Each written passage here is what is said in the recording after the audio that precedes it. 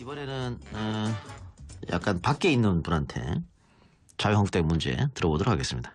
자유한국당의 전신이죠. 한나라당에서 국회의원을 지낸 전효옥 작가입니다. 작가님 나와 계십니까?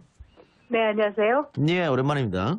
네. 네, 자 최근 그 SNS를 통해서 보수당 선거 패배에 대한 단상을 전하셨는데 한때 보수 정당에 몸 담아 계셨으니까 어떤 점이 좀 안타깝고 답답하고 이렇게 느끼셨습니까? 글쎄 뭐 안타깝고 답답하게 느낀 건 없고요. 예. 한마디로 이거는 보수의 그 유권자들이 레드카드를 던진 거기 때문에 이 보수 정당으로서는 그 의미를 알아야 되는 거죠. 그래서 그 의미를 제대로 이제 알지 못하고 지금 보수 정당으로서의 그 전신 또는 그 모든 역사가 의심스러울 정도의 그 현 상황을 보여준다는 거, 이게 문제라고 보겠죠. 뭐 안타깝고 답답한 것이 아니라 그만큼 지금 자유한국당이 보수 유권자들의 뜻을 대표하는 정당이 아니다. 이렇게 봐야 되겠죠. 레드카드 방금 말씀하셨는데요. 그 박근혜 탄핵, 대선 패배에 이어지는 이때 벌써 레드카드 받은 거 아닙니까? 글쎄 그거는 이제 제가 보기에는 네. 그 당시에 그 레드카드라고 보기는 그 당시에 이제 보수 유권자들은 그 현상에 대해서 박근혜 전 대통령이 매우 무능했다는 것에 놀랬고, 예. 그다음에 박근혜 전 대통령이 그 수많은 위기의식의 신호에도 박근혜 전 대통령이 거의 그 무반응으로 일관했다는 것에 대해서 놀랬지만은 한마디로 정당의 역할이 전혀 작동되지 않았다는 예. 것에 대해서 분노했습니다. 그래서 그 당시에 그 레드카드를 하기보다는 한마디로 뭐라고 할까요? 옐로 카드라고 보면 될까요? 글쎄 옐로 카드 뭐 그렇게 볼 수 있겠죠. 그걸 굳이 뭐 옐로 레드로 뭐 붙이 나눌 필요는 없다고 봅니다. 아니 그 레드카드 정도로 레드카드를 그 말씀을 하셔가지고 제가 옐로 카드 이제 물어봤고 왜 옐로 카드면은 정신을 차렸어야 되는데 그때 정신을 못 차렸기 때문에 이번에 그 작가님이 말한 레드카드를 받지 않았냐 이런 의미에서 여쭤봤어요. 네, 그럼 그렇게 해석하세요. 예. 자, 뭐 많은 언론에서 보수 세력의 뭐 괴멸이다, 몰락이다 이렇게 얘기하고 있는데 다시 재건할 방법은 있을까요? 보수의 유권자들의 뿌리는 저는 분명히 있다고 생각합니다. 예. 우리가 이제 보수와 진보가 서로의 그 균형이 필요하겠죠. 이 보수 세력이라는 건 이른바 정착하고 뿌리를 내리면서 살고자 하는 점진적인 하나의 개혁을 원하는 사람들이고, 진보주의자들은 여행을 떠나면서 그 별을 바라보는 뭐 그런 이제 서로의 차이는 있습니다만, 예. 기본적으로 그럴 때 한 사회가 건강하게 가기 위해서는 두 세력이 서로가 균형을 잡을 필요가 있는 거죠. 그런 점에서 이번 선거에서는 보수 유권자들은 건재했다. 그리고 보수 유권자들의 그 심판으로 지금 자유한국당이 완전히 폭삭 망했다. 이렇게 보는 게 정확하다. 이렇게 생각됩니다. 그럼 뭐 2년 뒤 총선에서 자유한국당이 의미 있는 성적을 거두려면 그 네. 2년 있는 동안에 돌아선 네. 보수 유권자들의 마음을 다시 돌려야 될 거 아니겠습니까? 보수 유권자들이 원하는 거는 이제 완전한 인적 청산이다. 이렇게 예. 생각합니다. 예. 보수 정당이 필요하고 또 보수 정치인이 필요하지만 그러나 너희들은 아니다. 이렇게 이제 그 판단을 한 거고, 또 이번에 제가 아는 많은 보수 유권자들이 상당히 전략적인 투표를 했습니다.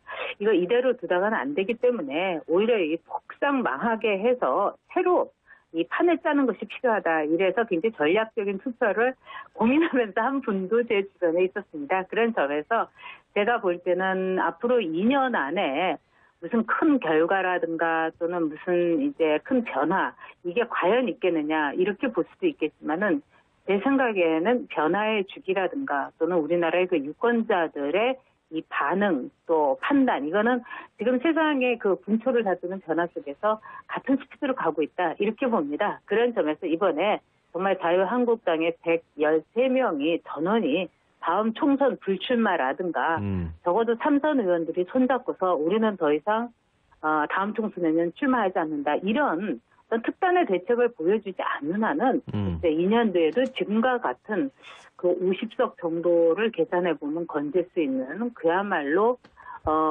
아주 그 하나의 어떤 지역의 특정 지역에서만 생존이 가능한 그런 정당으로서 남을 수밖에 없겠죠. 그거는 보수 정당이 아닌 거죠. 그러면은 뭐 지금까지 당 뭐 지도부에 있었던 사람들은 다 물러나는 건 당연한 것이고 또 2년 제가 뒤에 보기에는 뭐 예. 국회에서 이 이용주 의원이 그 삼선 그 연임 금지법도 냈다고 그러는데 예. 제가 볼 때는 국회의원도 한 3선 정도 하고 좀 예. 쉬면서 예.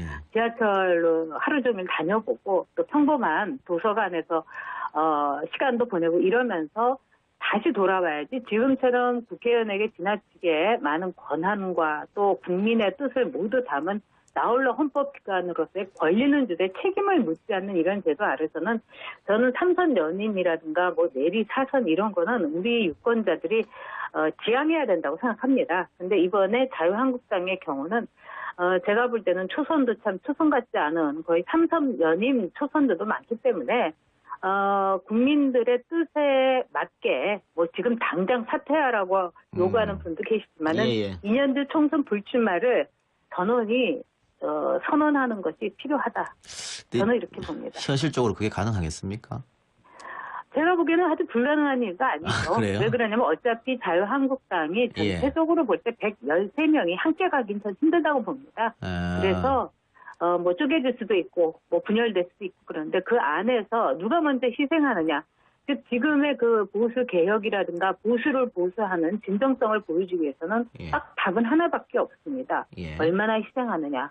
그리고 그 희생이 진짜 그 보수를 보수하는 데 있어서의 정말 적절한 방법이냐. 이 점을 요구하고 있기 때문에 그 점에 부응하는 이들은 글쎄 다다음 총선에서 다시 돌아올 수도 있는 거고 또 한국 보수 정치에서 그 흔적을 남길 수도 있는 뭐 그런 상황은 저는 있을 거다 이렇게 생각합니다. 예, 그 지금 자유한국당에서 김성태 원내대표가 낸 혁신안을 보면 뭐 중앙당 네. 해체, 당명 교체, 외부인사 영입 이런 건데 네. 뭐 과거에 어쨌든 다 했던 거긴 합니다만은 이 지금 혁신안에 대해서는 어떻게 보세요? 정치는 그 트럼프 대통령처럼 그렇게 돈만 생각하는 게 아닙니다. 정치는 돈이 아니라 많은 사람들의 보다 나은 생활, 그 다음에 안정, 그 다음에 경제적인 그 부여 이런 것을 위해서 정치는 사실은 아주 실용적으로 존재한다 이렇게 볼 수 있는데 그 김성태 지금 권한대행이 내놓은 이른바 뭐 슬림 정당을 만들겠다, 구조조정을 하겠다. 이거는 무슨 저기 회사를 대상으로 한 하나의 개혁안이지 정당에 대한 개혁안이 전혀 아닌 거죠. 그리고 뉴 노멀이라는 단어가 저는 전혀 와닿지 않고 이게 도대체 무슨 뜻인가. 저도 뭐 이렇게 뭐 영어를 현지인처럼 하는 사람은 아닌데 그걸 알아들을 수 있는 과연 우리 국민은 있을 거냐. 진짜 외국인도 뭐 영어 사용자들도 모를 거 아닙니까? 예. 그만큼 현실과 또는 진정한 그 어떤 개혁에서 떨어져 있다. 이렇게 봐야 되겠죠. 그래도 뭐 그 내부 인사들이 어쨌든 개혁은 하기 어려울 테니까 여러 가지 안 중에 외부 인사를 영입해서 비대위 구성해서 정권을 위임한다. 이거는 뭐 괜찮은 혁신안 아닙니까? 뭐 괜찮은 혁신안이 아니라 네. 지금 내려놔야지 살 수가 있는 겁니다. 그래서 정치권에서 어떻게 보면은 그 오래된 레토릭 같습니다만 사득생, 그러니까 죽으려고 해야지 이제 살 수 있는 바로 그 시점에 지금 자유한국당이 있기 때문에 이른바 이 공천권이라든가 여러 가지 또는 자산이라든가 당이 갖고 있는 이 모든 것을 내려놓는 뭐 그런 여러 가지 방법 중에 하나일 수 있겠다 이렇게 봅니다. 그 외람된 말씀입니다만 혹시 그 외부 인사 비대위원장 정권 우리 전혁 작가님한테 준다 그러면은 어떻게 생각 있으십니까? 아니 뭐 그런 일도 없을 거고 뭐 그런 농담을 하시니까 우리 이렇게 진지한 저녁에 아니 가능성 전혀 없지 않을 것 같은데요?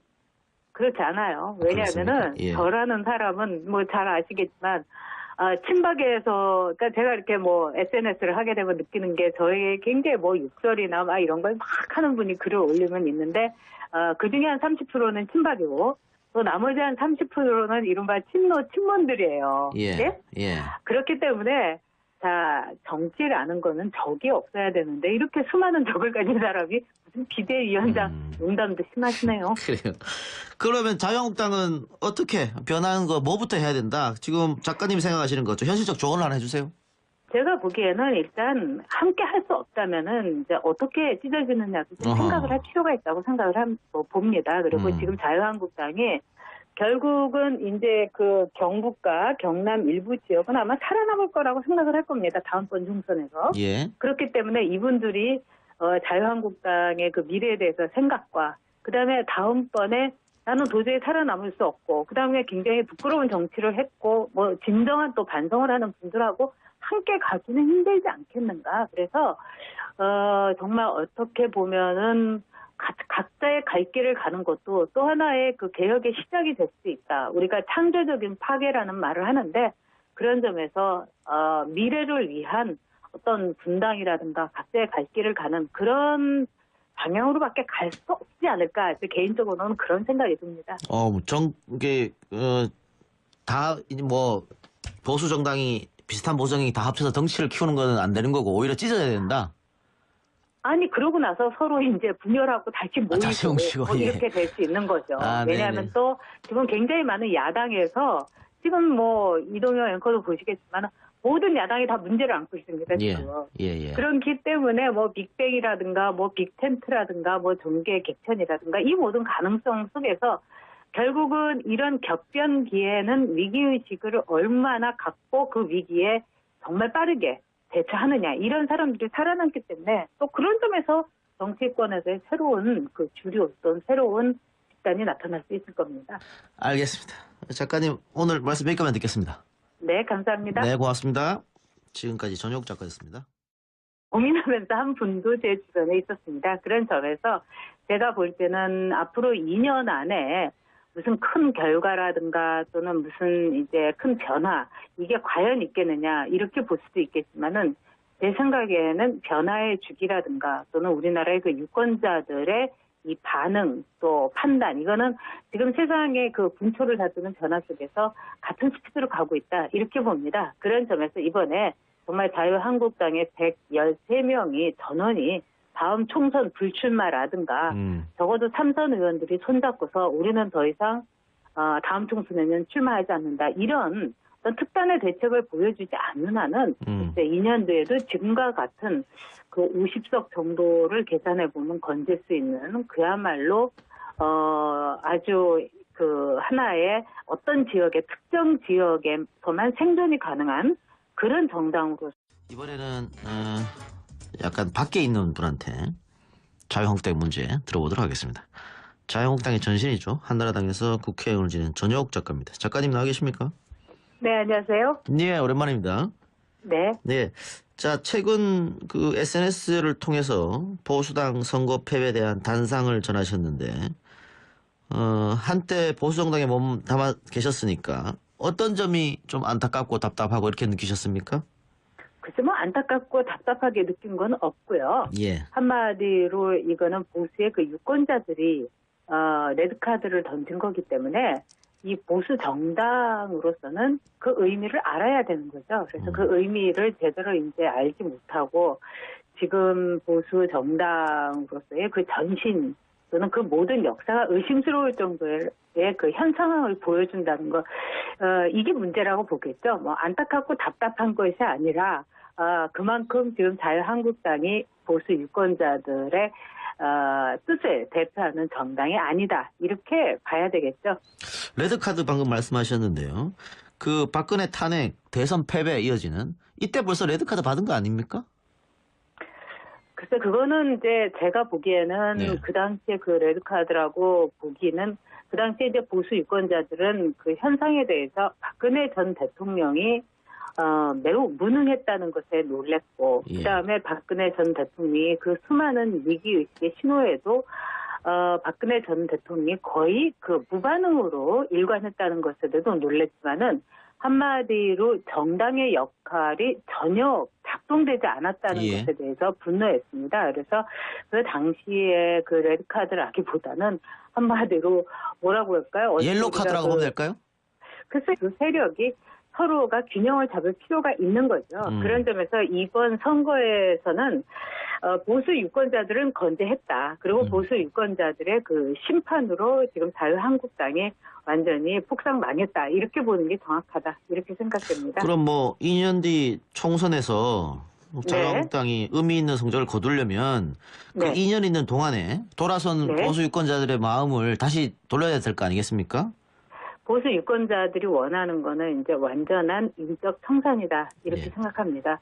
예. 보수 정당이 필요하고 또 보수 정치인이 필요하지만 그러나 너희들은 아니다. 음. 이렇게 이제 그 판단을 한 거고, 또 이번에 제가 아는 많은 보수 유권자들이 상당히 전략적인 투표를 했습니다. 이거 이대로 두다가는 안 되기 때문에 오히려 이 폭삭 망하게 해서 새로 이 판을 짜는 것이 필요하다. 이래서 굉장히 전략적인 투표를, 옐로 카드 뭐 그렇게 볼 수 있겠죠. 그걸 굳이 뭐 옐로 레드로 뭐 굳이 나눌 필요는 없다고 봅니다. 아니, 그 정도로 레드카드를 그 정도. 말씀을 하셔가지고 제가 옐로카드 이제 물어봤고, 왜냐면 옐로카드면은 정신을 차렸어야 되는데 그때 정신을 못 차렸기 때문에 이번에 그 작가님이 말한 레드카드를 받지 않았냐, 이런 의미에서 여쭤봤어요. 네, 그럼 그렇게 해석하세요. 예. 자, 뭐, 많은 언론에서 보수 세력의 뭐, 괴멸이다, 몰락이다, 이렇게 얘기하고 있는데, 다시 재건할 방법은 있을까요? 보수의 유권자들의 뿌리는 저는 분명히 있다고 생각합니다. 예. 우리가 이제 보수와 진보가 서로의 그 균형이 필요하겠죠. 이 보수 세력이라는 건 이른바 정착하고 뿌리를 내리면서 살고자 하는 점진적인 하나의 개혁을 원하는 사람들이고, 진보주의자들은 여행을 떠나면서 그 별을 바라보는 뭐 그런 이제 서로의 차이는 있습니다만, 예. 기본적으로 그럴 때 한 사회가 건강하게 가기 위해서는